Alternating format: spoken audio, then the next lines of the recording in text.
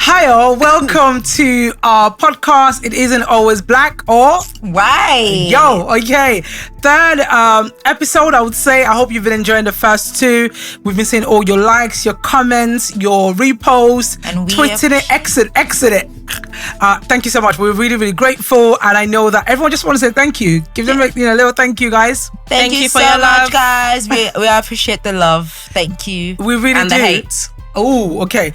A little bit of hate, but it's all right. It's all right. We love you still. It's what it's all about. But yeah, do drop your comments. But be a bit sensible with it. I'll be a bit sensitive. No, I'm joking. Do you? We do us. But we're loving you guys so far. Thank you so much for all the social workers that dropped the comments in the section. We are going to still readdress that issue about like parenting, but we're going to bring on some guests. So guys, watch out for that. But today we're going to delve into talking about hustle. The hustle life. Like who don't want to get rich? I want to get rich. It's always a hustle, right? But the hustle life versus like soft life, is there like a difference? Should we I met a 10-year-old last week who said, what's the fastest way to get rich? I'm like, I don't know. What is the quickest way to get rich? She's like, I'm going to go and ask Alexa. So she rang me. She goes, I actually asked Alexa, right? What's the quickest way to get rich? And Alexa said, well, you just have to work hard, make sure you get a job, and save your money all the time. You're going to get rich. How long does it take you to save your salary for you to really get soft life, right? How many years would that be? Typically, statistics. This is the statistic girl. She's lost for words right now. How many years do we need to actually save up money? But according to Alexa, right, the quickest way to get rich is to save your income. But I think that the new day young people, young G's, everybody wants to make money quickly, right? Everybody wants a soft life. What is your definition of a soft life? Soft life is if I do not have to check my account balance. Hey.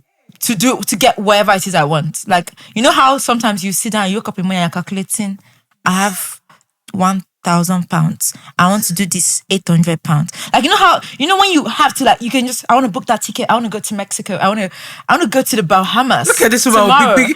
People are just trying to go from Lagos to Togo. You're going to Bahamas. I don't have to look at my account and be like, how much do I have in this account though? That's my own definition of I'm not living a soft life.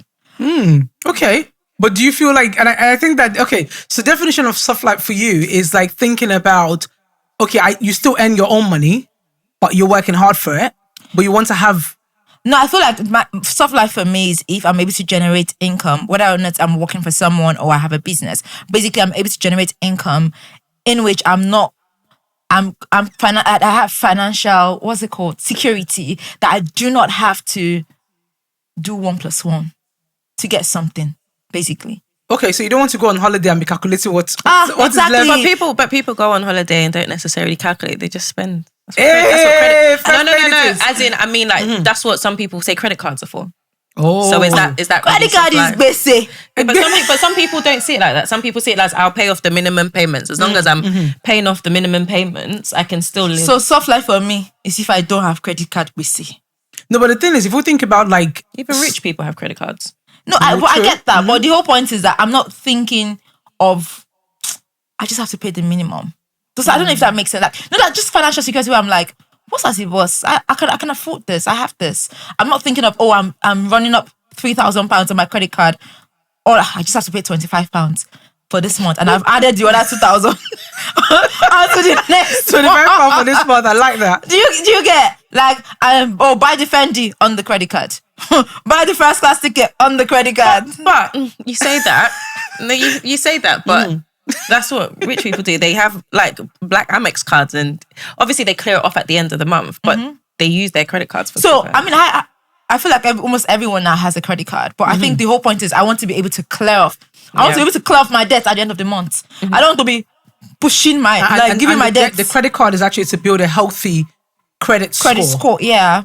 But then we're talking about the UK here or like the US. So you say build a healthy credit score and don't mislead people.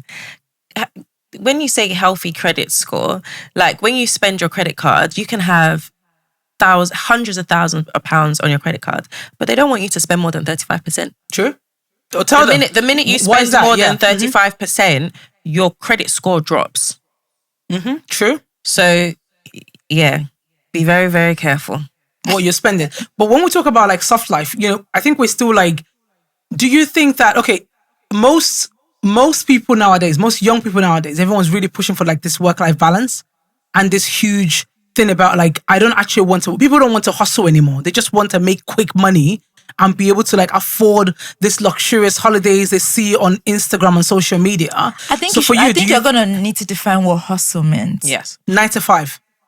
That's a hustle. Yeah, I mean, I understand. I mean, I understand people not wanting to work 9 to 5. I mean, to be fair, I think if I see a job that is 12 to 2, every day, 2 hours, I will not take it. And I'll be living soft life. No, but think about it. Why would I want to work? And I think, again, my opinion, but why would I choose, Abby, why would I choose working like it's not even 12 to 2 flexible hours? Why would I, if I have the opportunity to work flexible hours and still earn more and be able to live my soft life and be able to have more time for my family, have time for myself, I'll pick that over a 9 to 5. Any day, any time. But the reality of things is that that's almost impossible. Not impossible. What's impossible? But a high percentage of people in the world what's almost impossible? Like actually working 2 hours and having like a soft life. What are you doing? Oh, okay. Okay, no, I didn't say 2 hours. I said flexible hours. You said 12 to 2 to start. Yeah, then I changed it to flexible hours. So the thing is, like, a lot of people right now just want to have that soft life. Most, especially like the younger generation, don't want to work hard.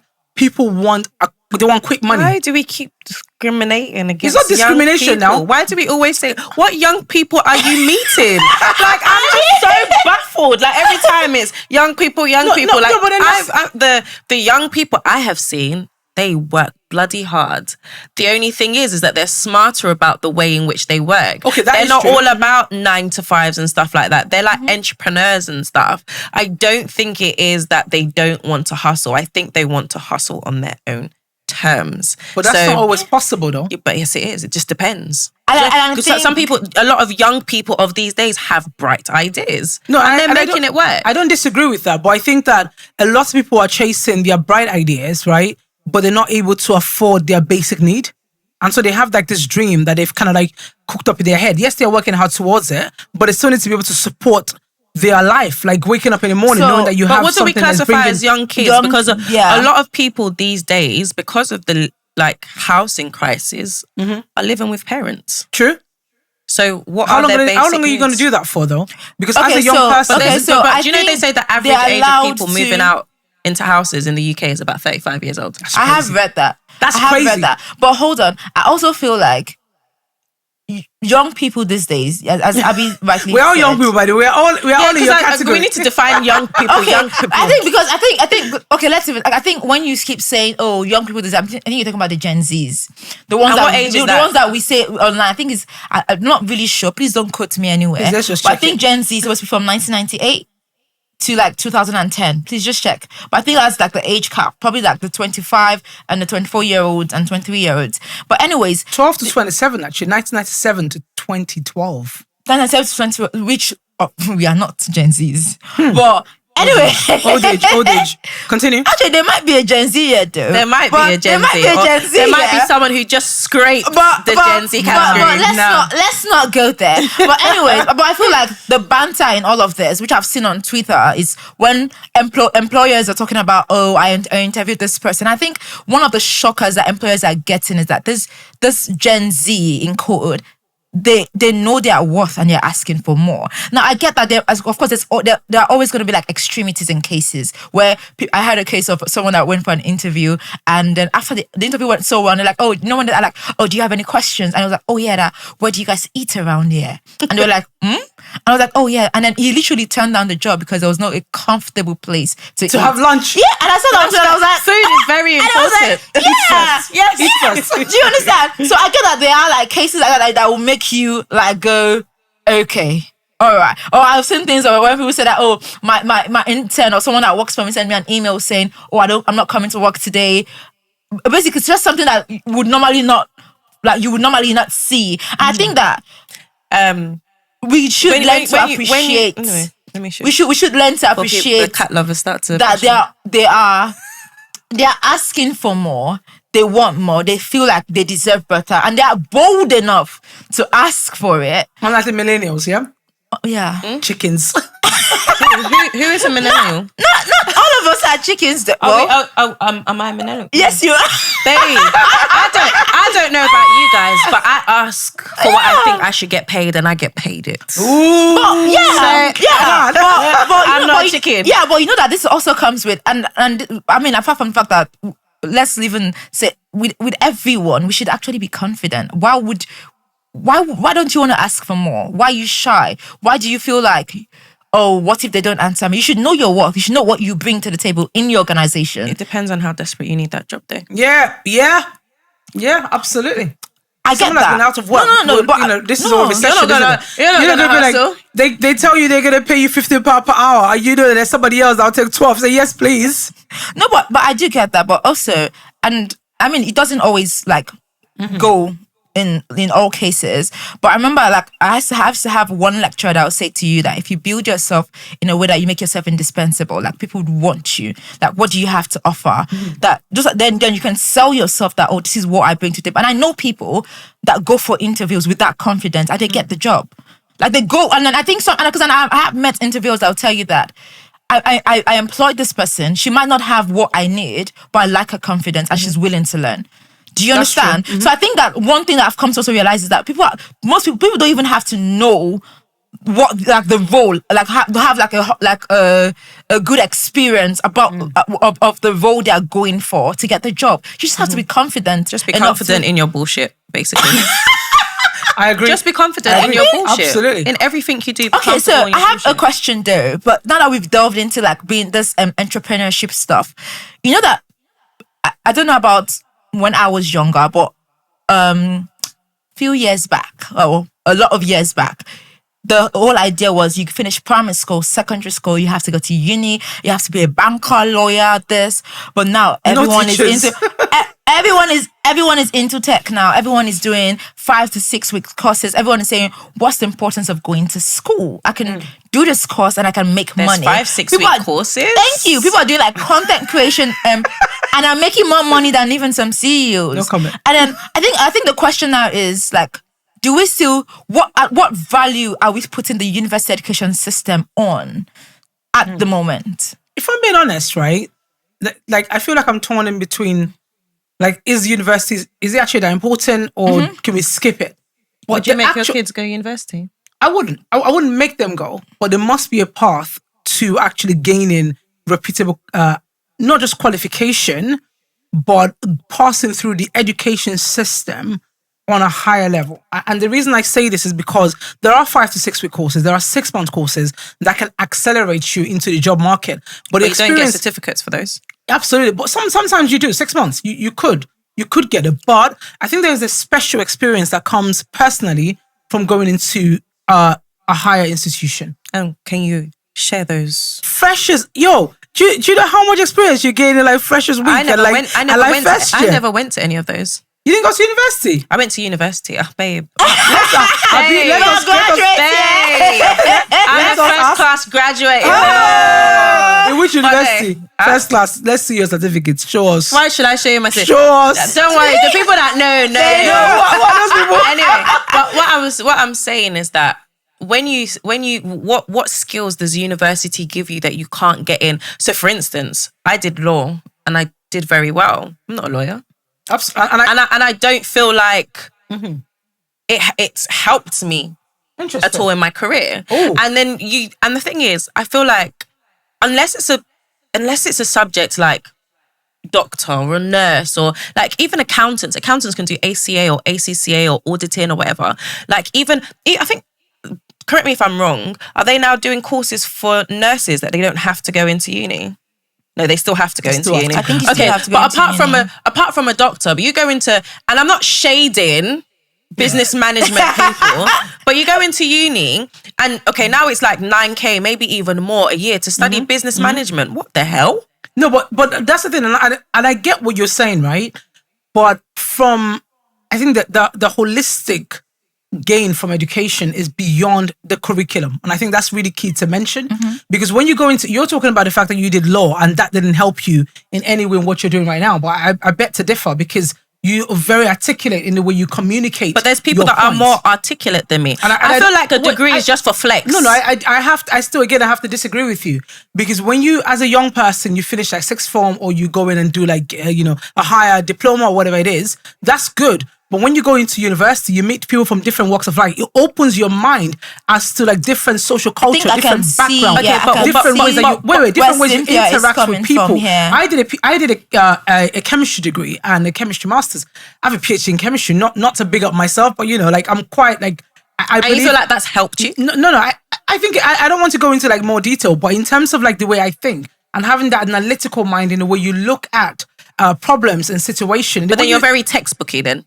Not necessarily, because obviously on this show I ain't textbook. I don't think so anyway. But what I'm trying to say is that there is great value in attending a higher institution, if not for anything, even if it's not the curriculum. The way it's like, oh, this is gonna be a big one, right? Some people send their kids to private school. Mm-hmm. Some people send their kids to grammar school, right? Mm-hmm. Some people send their kids to state schools. What is the difference between grammar school, state school, private, baby? Now with VAT, please, if I'm throwing shit, let me throw it. Now with VAT, you have to pay 20% more, baby. You're talking about not believing in education, but your child's a private. I never said I don't believe in education. Yeah, I never said I don't believe in education. We're talking about university. We'll come back to that question that you've just asked. But you've just said going into university, you feel like someone can articulate themselves better. And I think that is 100% wrong. And the reason why I say that is because people come out of and not to mention where I work, but let's say, for instance, there are people that they come out of university, they come out of sixth form or college, and there are companies that are doing apprenticeships. So let me use KPMG for an instance, right? You will go from college, you will go straight to KPMG, and you will go through a course. You will go, and by the end of it, right, the money that you're making after 3 years of someone coming out of uni is more. And the thing is, when you apply for a job, people are like, okay, yeah, it's all well and good, you got a first, but what experience do you have? And I don't disagree with you. Hold on. But the 3 years in KPMG is still kind of like a schooling. But it's not school though. It's a course. Yeah, but you've said it's not necessarily a course. Right? You get a degree after it. Exactly. But what you said is when you go into a higher institution. KPMG is not an institution, it is a job. But it's still giving you a degree after 3 years. I think what we're talking about but what I'm saying is that you can't say university makes you more articulate, because that's false. She didn't say uni, she said higher institution. Yeah, hold on. And then you said law. When you talk about your law degree, it's not an institution of education. No, but it is. And I'll tell you why it is. That you can get another job from experience. I get that, but it's still a degree. It's not the same. But not even just that. You need to remember that what I'm trying to say here is that when you go into a high institution of any sort, so even when you go into KPMG, they have cohorts of students that are going through exactly the same apprenticeship as you are. Mm-hmm. So they actually get to sit in a classroom as part of your job. So my point is that you're meeting different people and having to produce a coursework of, which is what you do in the job anyway. Right? So university is actually trying to train you for you to be able to work under pressure, deadlines, for you to be able to work with different people, group work, independent work, submissions. All those things are building character. That's my point. Is that so? It might you will build character on a job. Yeah, but the thing is, once you've been sacked once, 2 times, you'll build your character. When you've been sacked, you will build character. Working. I'm telling you, working with certain people from different walks of life will build character by force. But hold on, I get that. Needs university education to do that. Abby, I do understand what you're saying, and using KPMG as an example also is a form of, higher institution. If after 3 years you get a degree, that is going through some of course or whatever.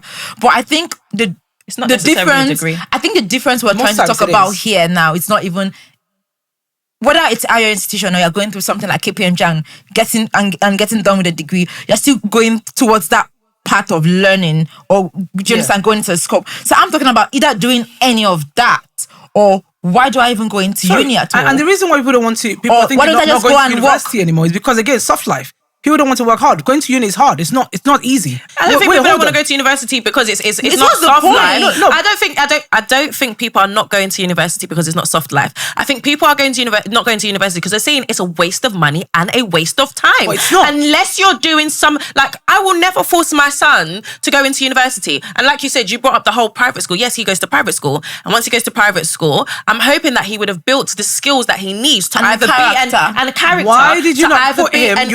No, the reason I'm saying what I'm saying, right, and what I brought up the private school and grammar school and the differences between all of them. Not that I'm not going to go into that today, but it's the same idea that you're giving the highest form of education in your opinion. That's what you're doing, right? A better form of education. So as much as I think that when people finish school and go straight into a job, apprenticeship I think is great because they do have the opportunities to still learn and to increase the capacity of your brain, because we don't use.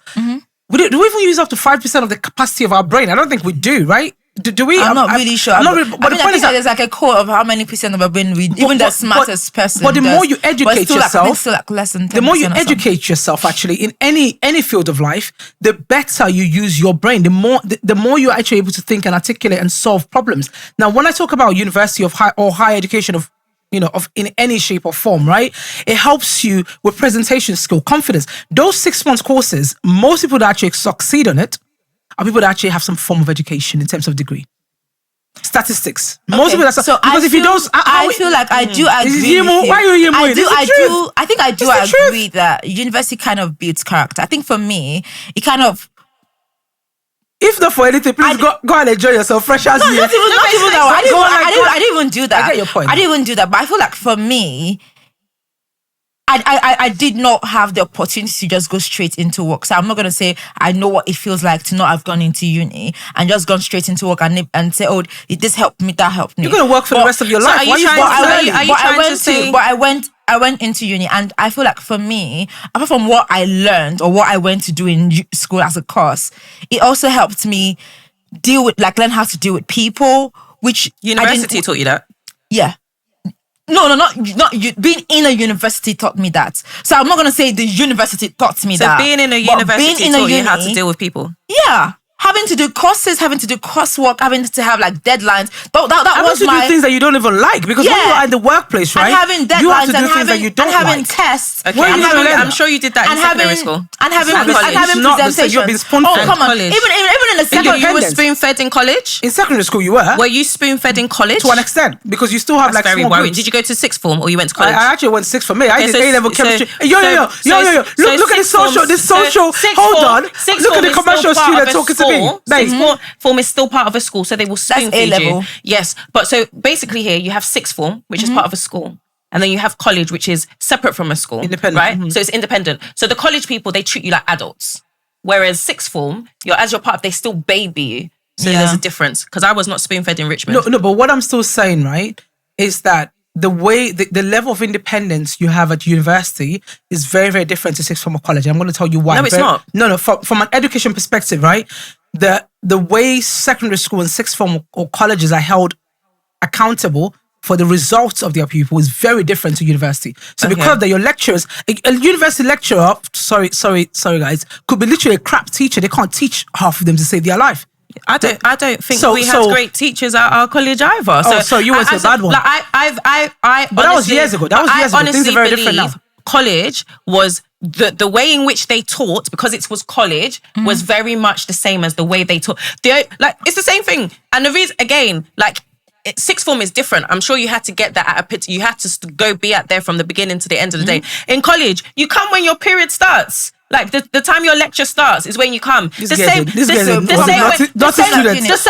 university, you don't have to get there at 8 o'clock if your lecture starts at 11 o'clock. I have a question, guys. So you know how, I heard that in most states, like state schools, I'm not going to say private school because I don't know anything about private school, but in most state schools now they've taken away this positions or first, second, third is now like pass. And I heard that there was a debate on how... What level? Secondary, sixth form? Primary school and secondary school. We don't do there's no like... They've taken away SATs, I think. No, SATs still exists. There's still SATs in year 2, SATs in year 6, and then you don't have anything until like GCSEs. in secondary school. So that still exists, but we don't have first, second, and third. Like, there's no like positions. Yeah, and I heard, okay, and because I don't know, as again, I don't know how true this is, but I heard there was a time where they'll put the really smart ones in a class, and then the ones that were like middle grades in a class, and then the ones that were struggling in a class. And I heard that had to be changed because they're like, oh, you're separating kids. So now some schools still do that. I think it depends, and I actually feel like, well, not to toot my own horn, but I was always in top set. But anyways, apart from, I think it was President General. I think I was second set. But it's to say that I actually feel like them getting, and it's not to say that we're categorizing people to say you're the smart, you're the dumbest. It's not that. But I actually feel like because of people's different learning ability and speed, I think it's actually better to put people in those sets. I think it's unfair to put somebody who is not as fast as somebody in the same class, because then you're slowing down somebody's learning. Yeah, I do get that. But what I'm asking, I feel like I think it's the way changed.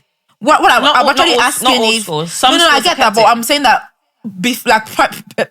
I'm not asking about now. I'm saying that was there a time where most schools were doing that? I think everybody was doing it, and then they've now some schools have now changed. I think now they're trying. Now there's a bit of a mix. Yeah. The thing about it is that life's never balanced, isn't that? Life's not fair.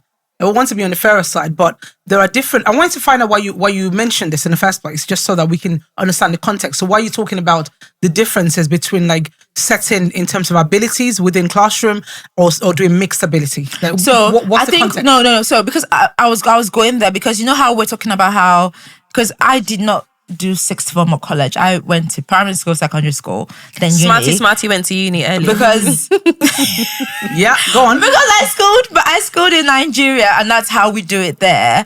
But and again, I'm still trying to understand the educational system here. But what I've heard from having conversations with people was I used to be like that, but now.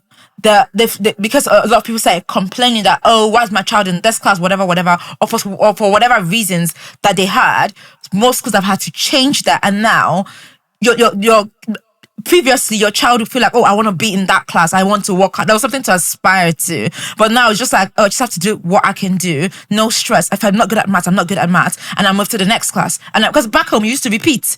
If you fail, you repeat, and if you fail again, you repeat again. But I feel like, but I heard that here they just keep moving to the next class and the next class and the next class, and like there's no repeating till you're done. So what I'm now throwing back to now is to college and they'll make you repeat. Yeah, exactly. So what I'm not asking now is, because Abby has now said that, because now we're talking about what uni does. So for me, so if a child has gone through all of this, been spoon-fed, feeling like, oh, is that too hard? Okay, that's fine. Let's leave it. We'll try again tomorrow. That kind of thing. Do you understand? And then how does that prepare? Is that how our schooling system is? No. So that's what I'm asking. That's what I'm asking, because it feels like the misconceptions, isn't it? Exactly. I swear, Nigerians do not rate UK kids. They really don't rate UK kids. They what must I'm think we are full of dumb bunch. That's not. I did not say that. I've been Bola said that. They'll just take it to the. You're fast. No. My people go. But hold on. They don't. But hold on. There's no repeating here. No. Is there a failing system here? Is there a failing system here? When you get to college. No. When you get to college, till primary and secondary school, do they fail them if they actually fail? No. So what do they do? You still get Fs. No. So how it works? In secondary school, let me tell you something. They do. No, I remember. I have a person that I remember who they failed. Was it? I don't even think it was GCSE. I think they were just grading in their, like they were doing tests and they were grading. Yeah, of course. And so this was secondary school, and the person told us their grade, and the person got an F, and the person goes, "But why you guys are angry? There was somebody in my class that still got a U." So basically, they're telling you, I'm not the dumbest. No, okay, but basically, so if a child fails that course, let's say in primary or secondary school, do they have to do it again? Okay. They just move to the next class? Let's explain, right? So, like, in Nigeria, right? If you're in primary school and you do for us, it's year one, it's primary one in Nigeria. In Scotland, still use primary 1, 2, and so on, right?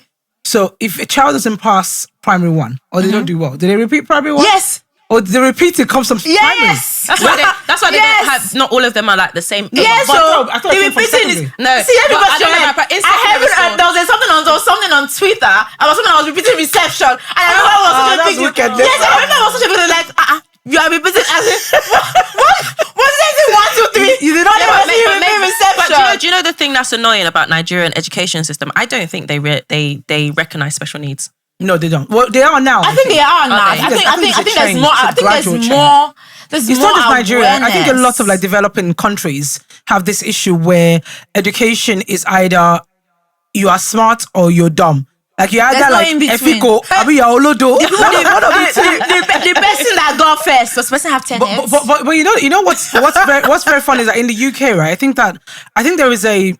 there are lessons to be learned both from an African Asian perspective in terms of the education system. Yeah. Because it's not just Nigeria, Ghana, Sierra Leone, China. My God, they're notorious for saying you're a failure back of the class, of course, because they're very regimented in the way they teach, isn't it? It's like you need to be perfect, literally. So obviously, compared to the Western world, where we are too soft and lenient on failure, so we give prices for effort and second, you know, like you didn't do well, but you participated. But sometimes you need to give E for effort. No. Honestly, like. E for effort. Well done. I will never forget the time. At least you came to class. You know what? It's not even that. I remember there was a time I got an E. I think it was in history. I said, "Hey, God!" I took it on the shoulder for E for effort, mate. E for effort. E for effort. No. But coming back to it, right? So I think that there are lessons to be learned on both sides. So you know, the UK system is really great for like the mixed ability is actually a thing. The research supports that.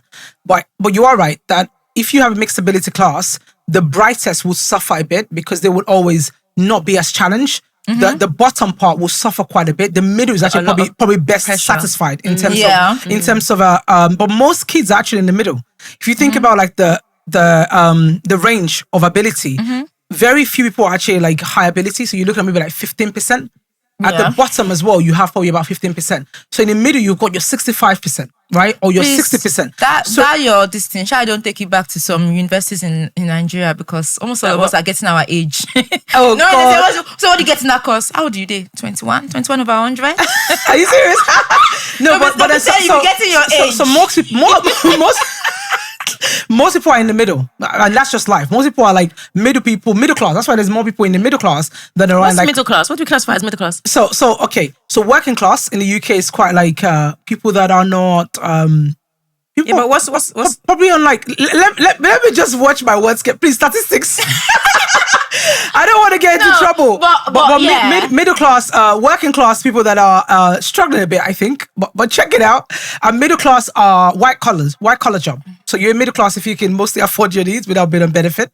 Usually the middle is squeezed. So there are more people in the middle, and then obviously you have the top people and high class or whatever. So it is people earning between 30k to 60k a year. The middle class, exactly. So that's like white collar jobs, right? Mostly. And then what about working class? Working class. The work. I'll get back to you on that. She's coming. Well, I mean, while Abby is checking on that, I still believe that. I mean, if you have a passion, I feel like kids should be allowed to. If you feel like this passion is strong enough, I'm not going to take away the benefit of education. I for one feel like university did 1 or 2s for me, and I feel like. I don't know, maybe because I've come from Nigeria and you always like, just have to have like a safety, but what if your passion does not work out? I have a degree. I have a degree in something that is always in need. Something that, you know, that if this my photography passion does not work, or an example, or if this my music career does, if I don't blow, do you get, like if I don't blow, I can always fall back on this to go and like dust my paper and go and look for a job. Do you get, because not every country has this opportunity to like go from, you just finished sixth form, go into apprenticeship. Not everyone has that. Do you get? So in most countries back home in Africa, you have to like go to uni, get that whatever it is, and you can see them practice. I mean, I had colleagues that were in school and were doing like that started a photography business in school, and we finished school together, and they're not even I'm sure wherever I see they left the certificate is still in their daddy's wardrobe. Now they're doing into photography, they're doing into makeup, and they're making a lot of money,